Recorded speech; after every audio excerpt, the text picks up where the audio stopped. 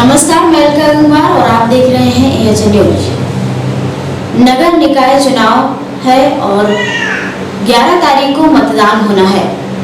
जनपद पीलीभीत में नगर पालिका की सीट पर भाजपा के प्रत्याशी हैं डॉक्टर आस्था अग्रवाल, जिनका बाहरी बताकर विरोध किया जा रहा है। बेटियों को पराया बताया जा रहा है खुले मन से। इस पर आपका क्या कहना है? देखिए, पीलीभीत नगर पालिका परिषद के साथ साथ पूरे प्रदेश में निकाय चुनाव चल रहे हैं। पीलीभीत में डॉक्टर आस्था अग्रवाल को, जिनको बाहरी बताने की बहुत विषय पर बात की आपने, जानकारी में आया। मैं सिर्फ इतना कहना चाहूँगा कि डॉक्टर आस्था अग्रवाल पीलीभीत की बेटी, छात्रा, बीशनपुर नगर की बहू, बरेली महानगर की एक प्रतिष्ठित डॉक्टर और डॉक्टर आस्था अग्रवाल हमारे देश की वह बेटी जिन्होंने पूरे देश का नाम खिताब जीत कर रोशन किया। ऐसे व्यक्ति को बाहरी कहना, जो पूरे देश की बेटी के तौर पर इसने काम किया हो, तो ये गलत है। और जो लोग डॉक्टर आस्था अग्रवाल को निशाना बनाकर कोई भी उनका विरोधी ये कहते हो कि बेटियां पराई होती हैं, मैं व्यक्तिगत तौर पर शारीरिक रूप से ये को कहना चाहता हूं कि जो लोग बेटियों को पराए होने की बात कहते हैं, वो पहले ये सोच लें कि वो अपनी बेटी के लिए कह रहे हैं। क्या वो ऐसा कोई भी कहने वाला अपनी बेटी के बारे में बेटी पराई होती है कहना उनके लिए शोभनीय होगा? मैं समझता हूं उनके लिए अच्छा नहीं लगेगा। इसलिए किसी की बेटी को पराया नहीं कहना चाहिए। बेटियां तो दो घरों की मान सम्मान, इज्जत और धरोहर होती हैं, माता पिता के भी और दूसरा पक्ष शादी व ससुराल की। तो बेटी तो कभी पराई हो ही नहीं सकती। बेटी से ही तमाम रिश्ते हैं और बेटियां ही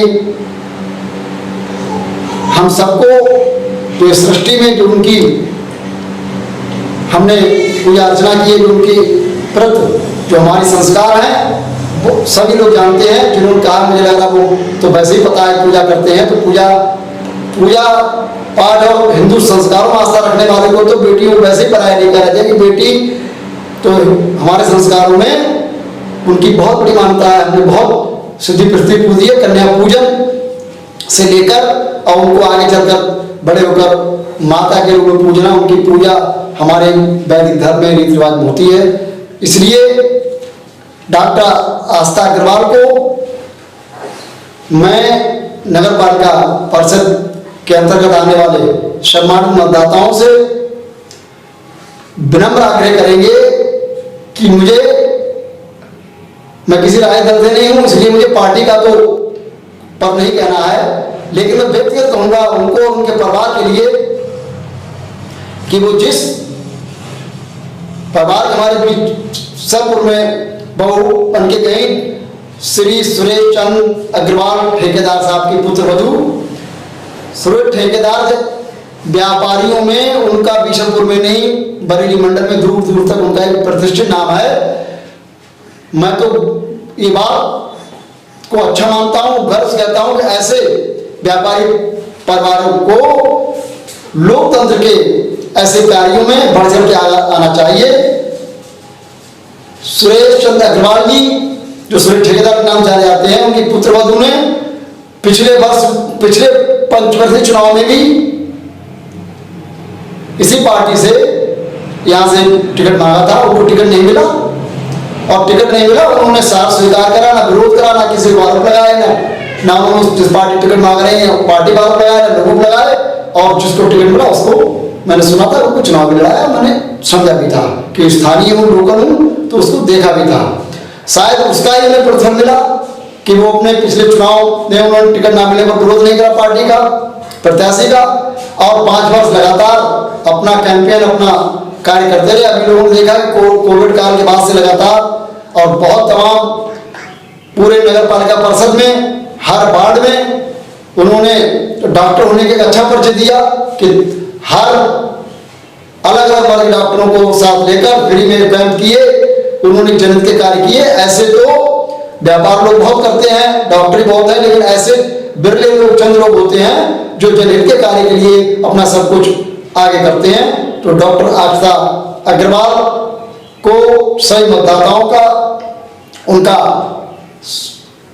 आने वाले 11 मई जो मतदान दिवस है उनका मतदान करें, ये मैं व्यक्तिगत तौर से आग्रह करना चाहूँगा, क्योंकि वह निश्चित तौर पर मुझे उम्मीद है कि